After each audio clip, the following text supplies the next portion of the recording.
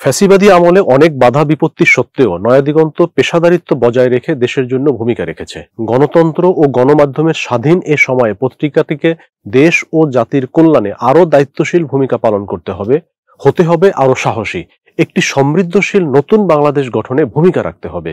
দৈনিক নয়াদিগন্তের ২১তম বর্ষপূর্তি উদযাপন উপলক্ষে রাজধানীর শিল্পকলা একাডেমিতে আয়োজিত অনুষ্ঠানে দেশের রাজনৈতিক নেতৃবৃন্দ, শিক্ষাবিদ, পেশাজীবী ও সুশীল সমাজের প্রতিনিধিরা তাদের বক্তব্যে এমন প্রত্যাশার কথা বলেন। একই সাথে জাতীয় নেতৃবৃন্দের বক্তব্যে উঠে আসে ইতিবাচক রাজনীতিতে ফেরার প্রত্যয়। পবিত্র কুরআন তেলাওয়াতের মাধ্যমে সকাল 10:56 অনুষ্ঠান শুরু হয়। এরপর স্বাগত বক্তব্য রাখেন নয়াদিগন্তের সম্পাদক সালাহউদ্দিন মোহাম্মদ বাবর। এ সময় তিনি উপস্থিত সবাইকে নয়াদিগন্ত পরিবারের পক্ষ থেকে সালাম ও শুভেচ্ছা জানান এবং নয়াদিগন্তের প্রতিষ্ঠাতাদের স্মরণ করেন। তিনি ৭১-এর বীর মুক্তিযোদ্ধাদের প্রতি গভীর শ্রদ্ধা প্রকাশ করে আগস্ট বিপ্লবের শহীদদের শহীদী মর্যাদা এবং আহতদের দ্রুত সুস্থতা কামনা করেন। নয়াদিগন্তের কি পরিণতি হতো যদি এই আগস্ট বিপ্লবের সূচনা না হতো? আগস্ট বিপ্লবের পরিবর্তনকে মজবুতি দিতে নয়াদিগন্ত প্রতিশ্রুতিবদ্ধ। একই সাথে আমরা প্রতিশ্রুতিবদ্ধ দেশের স্বাধীনতার সমুন্নত রাখতে হবে। আগস্ট বিপ্লবের হাজারো শহীদের শহীদী মর্যাদা দান করুন এবং জুলাই আন্দোলনের আহতদের সুশ্রদ্ধা দান করুন। পরে নয়াদিগন্তের অগ্রযাত্রা নিয়ে একটি ডকুমেন্টারি প্রদর্শন শেষে অতিথিরা কেক কেটে বর্ষপূর্তি উদযাপন করেন।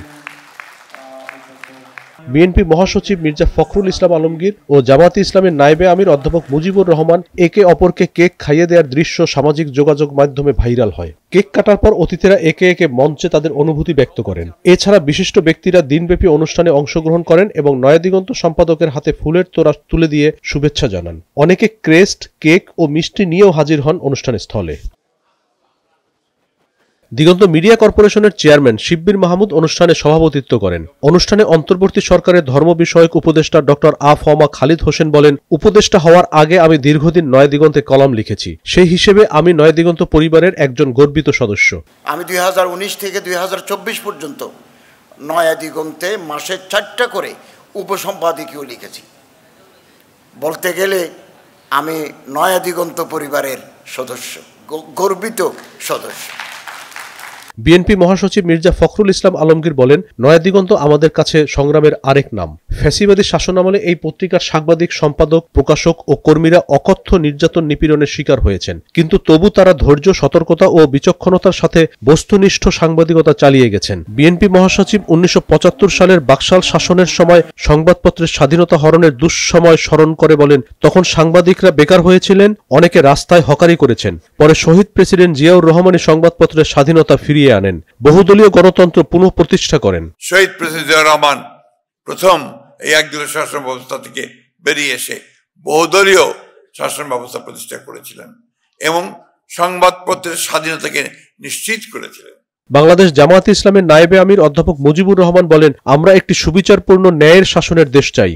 নয়াদিগন্তের প্রতিষ্ঠাতারা এমন একটি সমাজ গঠনের জন্য শুরু থেকে কাজ করেছেন। নয়াদিগন্ত আগামীতে আরো সাহসিকতা নিয়ে এগিয়ে যাবে বলে প্রত্যাশা করেন তিনি। সাহসিকতার সাথে সামনের দিকে এগিয়ে যাওয়ার জন্য সকলকে এই পরিবারের সকলকে সেদিকে দৃষ্টি আকর্ষণ করছি। জামায়াতে ইসলামের সেক্রেটারি জেনারেল অধ্যাপক মিয়া গোলাম পরওয়ার বলেন, নয়াদিগন্ত একটি স্বপ্ন নিয়ে গঠিত হয়েছিল, যার লক্ষ্য ছিল নতুন প্রজন্মের জন্য একটি সুন্দর বাংলাদেশ গড়ে দেয়া।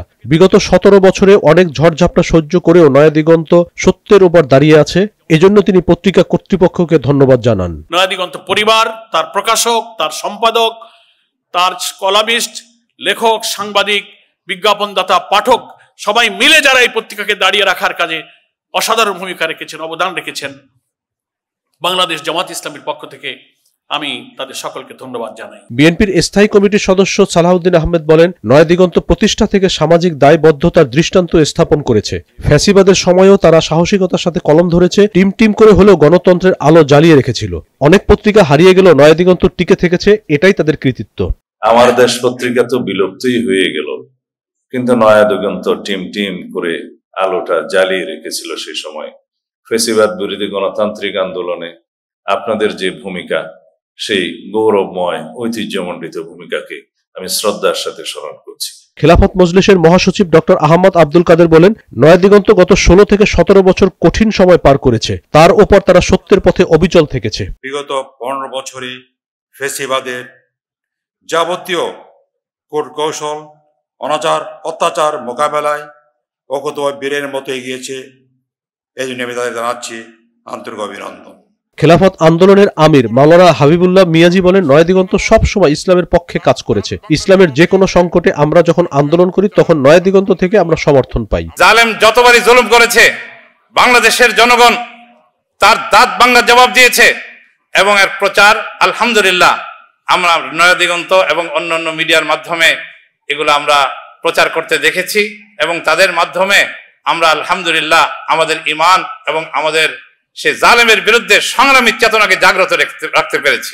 জামায়াতের সহকারী সেক্রেটারি জেনারেল মাওলানা আব্দুল হালিম আগামীতে একটি ঐক্যবদ্ধ জাতি গঠনে নয়াদিগন্ত ভূমিকা রাখবে বলে প্রত্যাশা করেন। সব জাতিগোষ্ঠী ঐক্যবদ্ধভাবে আমরা এই দেশে বসবাস করি আমাদের এই প্রিয় বাংলাদেশকে একটি ইনসাফের বাংলাদেশ, আদল ইনসাফের বাংলাদেশে আমরা এগিয়ে নিয়ে যাব। প্রধান উপদেষ্টা প্রেস সচিব শফিকুল আলম বলেন, নয়াদিগন্ত ফ্যাসিবাদী সময়ের সবচেয়ে বড় সংগ্রামের নাম। ফ্যাসিবাদী আমলে সব গণমাধ্যম এক সুরে কথা বলতো, তখন নয়াদিগন্ত দাঁড়িয়ে থাকাই ছিল সবচেয়ে বড় জিহাদ। নয়াদিগন্ত আমাদের ফ্যাসিবাদী সময়ের সবচেয়ে বলিষ্ঠ কণ্ঠস্বরগুলোর একটি। তারা তাদের অ্যাডভার্টাইজমেন্টকে কেড়ে নেওয়া হয়েছে, তাদের সাংবাদিকদেরকে নিপীড়ন করা হয়েছে, কেউ কেউ পালিয়ে অন্য দেশে চলে যেতে বাধ্য হয়েছেন। দিগন্ত মিডিয়া কর্পোরেশনের চেয়ারম্যান শিব্বির মাহমুদ বলেন, 21 বছর মানেই উচ্ছ্বাস। আগস্ট বিপ্লবের পর আমরা আজ স্বাধীনভাবে উৎসব করছি। তিনি আগস্ট বিপ্লবীদের প্রতি ধন্যবাদ ও কৃতজ্ঞতা প্রকাশ করেন। 21তম বর্ষ উপস্থিত হলে ইউরোপের সবাই উচ্ছলতা প্রকাশ করে। তা আমরা তো এরকম করি না এই দেশে, অন্তত আমরা কিছু বলতে পারতেছি, সেটার জন্য আল্লাহর কাছে শুকরিয়া গুজার করতেছি। দিগন্ত মিডিয়া কর্পোরেশনের বোর্ড সদস্য ইস্কান্দার আলী খান বলেন, ফ্যাসিবাদী সরকারের কারণে আমার দেশের বাইরে থাকতে হয়েছে। আগস্ট বিপ্লবের পর দেশে আসার সুযোগ পেয়েছি। 8 বছর দেশের বাইরে ছিলাম। 8 বছর পরে আবার এসে এই মুক্ত পরিবেশে আল্লাহ তাআলা যে আমাকে ফিরিয়ে আনছেন, সেজন্য আল্লাহর শুকরিয়া আদায় করছি যে আবার আপনাদের সাথে নয়াদিগন্ত পরিবারের সাথে আবার মিলিত হতে পেরেছি। ডাকসুর ভিপি সাদিক কায়েম বলেন, খুনি হাসিনা ও তার দোসরদের প্রশ্রয়ে কিছু হলুদ সাংবাদিকতা সংবাদ মাধ্যমের পরিচয়কে কলঙ্কিত করেছে। 2013 সালের শাহবাগ আন্দোলনের মাধ্যমে বিচারিক হত্যাকাণ্ডকে বৈধতা দেওয়ার চেষ্টা হয়েছিল।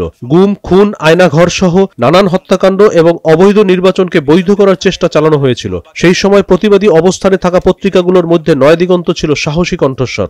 গুম, খুন, আয়নাঘর সব হত্যাকাণ্ড এবং অবৈধ নির্বাচনকে বৈধ দেওয়ার চেষ্টা করা হয়েছিল এবং এই ফ্যাসিবাদী সময়ে যে পত্রিকাগুলো তাদের শির দ্বারা উঁচু রেখেছে, সত্যকে সত্য বলেছে, অন্যায়ের প্রতিবাদ করেছে, জাতির কাছে সত্য এবং বস্তুনিষ্ঠ সংবাদ প্রচার করেছে, তার মধ্যে অন্যতম ছিল দিগন্ত পত্রিকা, নয়াদিগন্ত পত্রিকা।